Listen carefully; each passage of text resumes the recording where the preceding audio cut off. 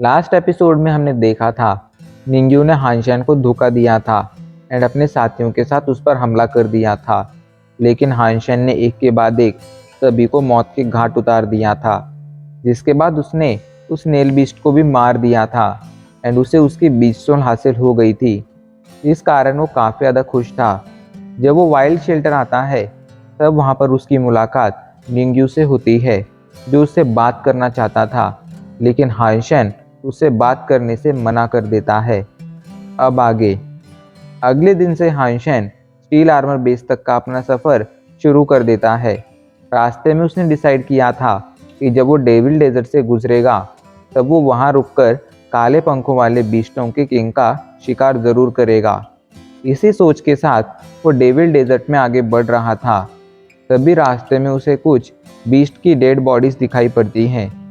हानशेन उनका पीछा करते करते एक डायरेक्शन में आगे बढ़ता है एंड थोड़ा ही आगे बढ़ने पर उसे कुछ लोगों का ग्रुप दिख जाता है। हानशेन इन लोगों को अच्छी तरह से पहचानता था।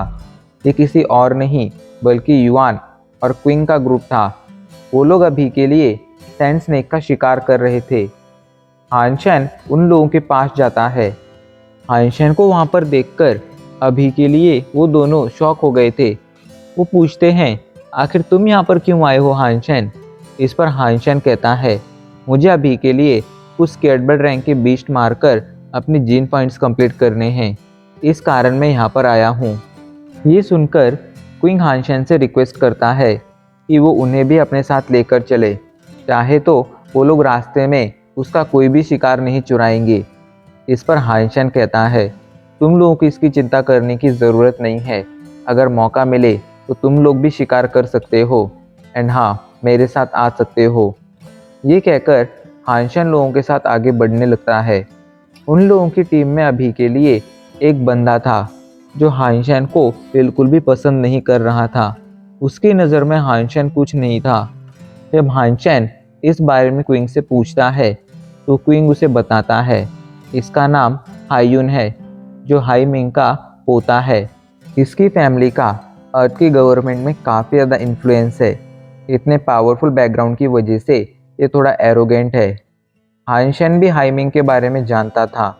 इस वजह से अभी के लिए वो हायुन का एरोगेंट होना समझ पा रहा था, लेकिन उसने हायुन को काफ़ी ज़्यादा सीरियसली नहीं लिया था, क्योंकि वो जानता था कि ये बस एक घमंडी यंगस्टर है।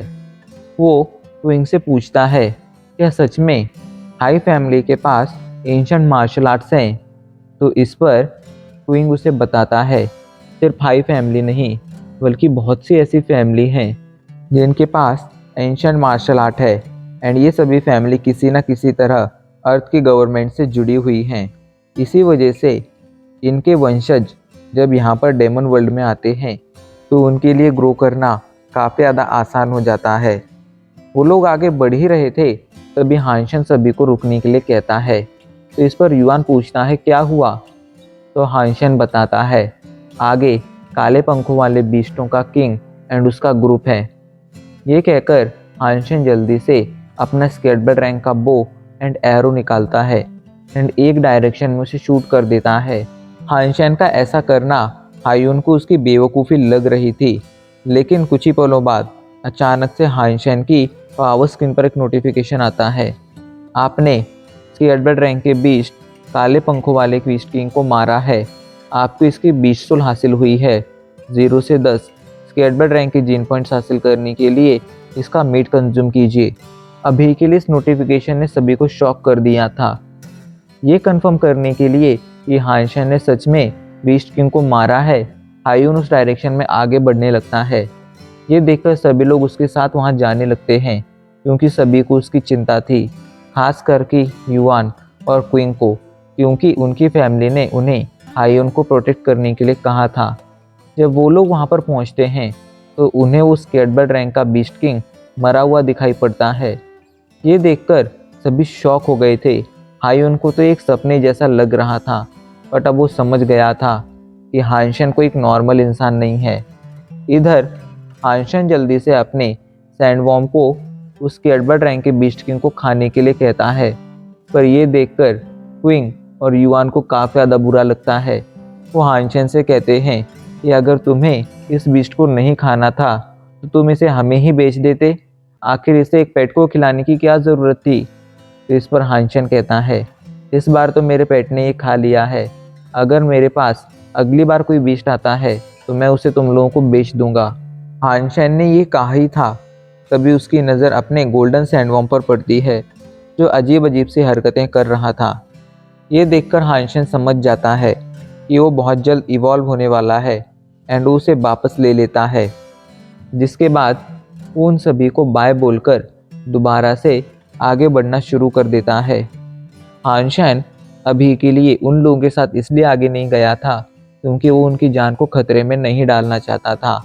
आगे बढ़ते बढ़ते हानशन उसी गुफा के सामने आ गया था जिसके अंदर घोस्ट तितलियाँ थीं। हानशन म्याउथ को बाहर निकालता है एंड उसे एक आर्मर पहना देता है। असल में हानशन को ब्लड स्नेल की जो सुपर बीस्ट सोल मिली थी उसका टाइप पेट आर्मर था, इसलिए हानशन ने ये आर्मर म्याउथ को पहना दिया था। हानशन इस आर्मर को खुद नहीं पहन सकता था, इसे सिर्फ पेट ही पहन सकते थे। उस आर्मर को पहनने के बाद जल्दी से म्याउथ उस गुफा के अंदर घुस जाती है एंड एक के बाद एक तितलियों को मारना शुरू कर देती है। अभी के लिए म्याउथ इतनी ज़्यादा पावरफुल हो गई थी कि हानशन भी उसकी पावर देखकर शॉक हो गया था। अब उसे समझ आ रहा था कि ये सुपर पेट आर्मर कितना ज़्यादा पावरफुल है। बहुत सी घुस तितलियों की फ्लेम म्याउथ की बॉडी से टकरा रही थी, लेकिन उनका असर म्याउथ की बॉडी पर बिल्कुल भी नहीं हो रहा था। उसकी बॉडी पर अभी के लिए एक खरोंच तक नहीं आई थी। काफ़ी सारी तितलियों को मारने के बाद हानशन जब गुफा में एंटर करता है तब उसे गुफा के अंदर एक बहुत ही गहरा गड्ढा दिखाई पड़ता है। हानशन उसकी गहराई नापने के लिए उसके अंदर एक पत्थर भी डालता है, पर हानशन को अंदर से कोई आवाज़ नहीं आती है। ऐसे में हानशन समझ गया था कि ये गड्ढा बहुत ही ज़्यादा गहरा है। वो जल्दी से अपने पंख निकालकर उस गड्ढे के अंदर एंटर करता है। वो इसे एक्सप्लोर करना चाहता था। जब वो नीचे पहुंचता है तो उसे वहां पर एक रोशनी दिखाई पड़ती है। उसका पीछा करते करते जब वो आगे बढ़ता है तो थोड़ा ही आगे बढ़ने पर उसे एक इंसान दिखाई पड़ता है जिसने पुराने ज़माने के कपड़े पहन रखे थे। पास जाने पर उसे पता चलता है ये कोई इंसान नहीं है बल्कि एक कंकाल है। इस कंकाल के हाथों में अभी के लिए एक स्क्रोल था। हानशन जल्दी से उस स्क्रोल को निकालता है एंड उसे खोलकर देखता है, लेकिन अभी के लिए उस स्क्रोल में से हानशन को कुछ समझ नहीं आता है क्योंकि उस स्क्रोल एंशंट लैंग्वेज में लिखा गया था एंड हानशन को एंशंट लैंग्वेज नहीं आती थी। हानशन उस इंसान को देखकर थोड़ा शॉक हो गया था। उसे समझ नहीं आ रहा था कि आखिर इस जगह पर ये इंसान कर क्या रहा है, लेकिन फिर वो इस इंसान को वहीं पर दफना देता है क्योंकि अभी के लिए वो सिर्फ यही कर सकता था। उसने डिसाइड कर लिया था कि वो इस स्क्रोल को अपने पास रखेगा एंड इसे समझने की कोशिश करेगा। साथ ही साथ अगर फ्यूचर में हानशन को इस आदमी की फैमिली का कोई मिलता है तो हानशन इसकी डेथ के बारे में उसे ज़रूर बता देगा। उस स्क्रोल को लेकर हानशन उस गुफा से बाहर आ जाता है। बाहर आकर जब अपने गोल्डन सैंडवर्म को देखता है तो उसे पता चलता है कि उसका गोल्डन सैंडवर्म अभी के लिए इवॉल्व हो गया है। इवॉल्व होने के बाद उसका साइज़ अभी के लिए आधा हो गया था, लेकिन उसकी पावर बहुत ज़्यादा बढ़ गई थी। उसकी पीठ पर 4 पंख भी निकल आए थे। साथ ही साथ उसकी पूंछ अभी के लिए कॉर्नर से बहुत ही ज़्यादा शार्प हो गई थी। हानशन उसका डिस्क्रिप्शन चेक करता है तो उसे पता चलता है उसका ये पेट इवॉल्व होकर एक सुपर पेट बन चुका है। ये जानकर हानशन बहुत ज़्यादा खुश हो गया था क्योंकि अब फ्यूचर में जब वो किसी सुपर बीस्ट का शिकार करेगा तब उसका ये पेट उसके बहुत ज़्यादा काम आएगा। अपनी कुछ नई अचीवमेंट्स के साथ हानशन स्टील आर्मर बेस पहुंचता है, लेकिन वहां पर अभी के लिए भगदड़ मची हुई थी। वो एक बंदे को पूछकर रोकता है कि आखिर क्या हुआ है, तुम लोग यहाँ वहाँ क्यों भाग रहे हो।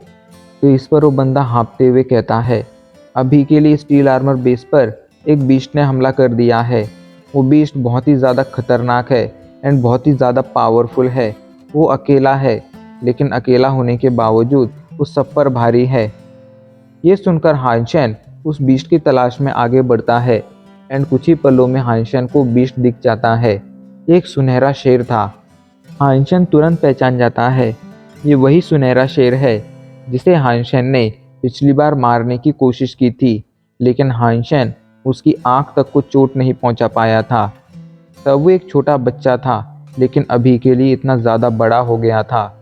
पर हाइंशन के पास पिछली बार उसे मारने की पावर नहीं थी, हालांकि अब उसके पास वो पावर आ गई थी। वो जल्दी से अपने गोल्डन सैंडवर्म के साथ मिलकर उससे फाइट करने जाने लगता है। जैसे वो सुनहरा शेर हाइंशन को देखता है तो तुरंत पहचान जाता है एंड उसे मारने की कोशिश करने लगता है। शायद उसे याद था कि जब वो छोटा था तब किस तरह हाइंशन ने उसे मारने की कोशिश की थी, एंड अभी के लिए वो इसी का बदला लेना चाहता था। हाइंशन भी समझ गया था, लेकिन अब वो पिछली बार की तरह कमज़ोर नहीं था। वहीं उसका गोल्डन सैंडवर्म भी अभी के लिए इस बीस्ट पर लगातार हमले कर कर इसे घायल करता जा रहा था। हाइंशन जल्दी से अपने डार्क वुल्फ खंजर से उस बीस्ट पर एक हमला करता है। उसका हमला सीधा जाकर उसकी आंख पर लगता है एंड उसके हमले से उस बीस्ट की एक आंख फूट जाती है। हाइंशन जल्दी से दूसरा हमला करता है एंड उसका दूसरा हमला उसकी दूसरी आंख पर जाकर लगता है, एंड अभी के लिए हाइंशन ने उसकी दोनों आंखें फोड़ दी थी। अपने ऊपर हुए इतने खतरनाक हमले की वजह से वो बीस्ट काफ़ी ज़्यादा डर गया था। वो जल्दी से इसी तरह अपनी जान बचते बचाते हुए वहाँ से भागने लगता है। ये देखकर हाइंशन उसका पीछा करने लगता है। हाइंशन उसे चाहे तो यहाँ पर मार सकता था, लेकिन वो ये चाहता था कि ये बीस्ट जितना दूर हो सके उतना दूर चला जाए, ताकि कोई भी उसे इस बीस्ट को मारते हुए ना देख पाए एंड किसी को भी ना पता चले कि सुपर बीस्ट जैसी कोई चीज़ भी एग्जिस्ट करती है। क्योंकि अगर ये सबके सामने मारा जाता तो इसकी बॉडी गायब हो जाती एंड सबके सामने इसका लाइफ जीन एसेंस आ जाता। ऐसे में सभी को शक हो सकता था। इसीलिए बचने के लिए हाइंशन ने इसे अभी तुरंत नहीं मारा था। काफ़ी देर तक भागने के बाद जब वो बीस्ट स्टील आर्मर बेस से कई सैकड़ों किलोमीटर दूर आ जाता है एंड डार्क स्वैम्प में पहुंच जाता है, तब हाइंशन उसे मारने का डिसीजन लेता है। वो गोल्डन सैंडवर्म को उस पर हमला करने का आदेश देता है, जिसके बाद वो जल्दी से जाकर अपने खंजर से उस शेर के सर पर हमला कर देता है। उसके हमले से उस शेर का दिमाग फूट जाता है एंड वो शेर मारा जाता है। उसके मरते ही हाइंशन की पावर स्क्रीन पर नोटिफिकेशन आता है, सुपर बीस्ट सुनहरा शेर मारा गया, आपको इसकी 20 सोल हासिल हुई है। 0 से 10 सुपर जीन पॉइंट्स हासिल करने के लिए इसका लाइफ जीन एसेंस कंज्यूम कीजिए। इसका मीट खाने के लिए अवेलेबल है। ये सुनकर हाइंशन थोड़ा शॉक हो गया था। ये पहला सुपर बीस्ट था जिसका मीट खाने के लिए अवेलेबल था, वरना अब तक उसने जितने भी सुपर बीस्ट मारे थे उनकी बॉडी मरते ही गायब हो गई थी। अभी के लिए हाइंशन के सामने एक बहुत बड़ी समस्या थी कि आखिर वो किस तरह इतने बड़े बीस्ट को खाए। सबसे पहले उसका लाइफ जीन एसेंस कंज्यूम करता है, जिसके बाद हाइंशन उसे खाने की कोशिश करता है, लेकिन हाइंशन उसके मीट के टुकड़े को चबा तक नहीं पाता है। उसका मीट हद से ज़्यादा कठोर था। हाइंशन उसे सीधा निगल जाता है, लेकिन उसे निगलने के बाद भी हाइंशन को कोई जीन पॉइंट्स हासिल नहीं होते हैं, जिससे हाइंशन समझ गया था कि इसका मीट कंज्यूम करने पर हाइंशन को कोई जीन पॉइंट्स हासिल नहीं होंगे। इसलिए वो जल्दी से होली एंजल को बाहर बुलाता है एंड उसे इस बीस्ट को खाने के लिए कहता है। होली एंजल जैसे ही अपने सामने सुपर मीट देखती है तो वो बहुत ज़्यादा खुश हो जाती है एंड तुरंत उसे खाना शुरू कर देती है। वो लगातार उस बीस्ट को खाए जा रही थी, वो भी बिना रुके। उसे इतना ज़्यादा भूखा देख हाइंशन भी शॉक हो गया था। उसे अब समझ आ रहा था कि इस लड़की की खुराक कितनी ज़्यादा है।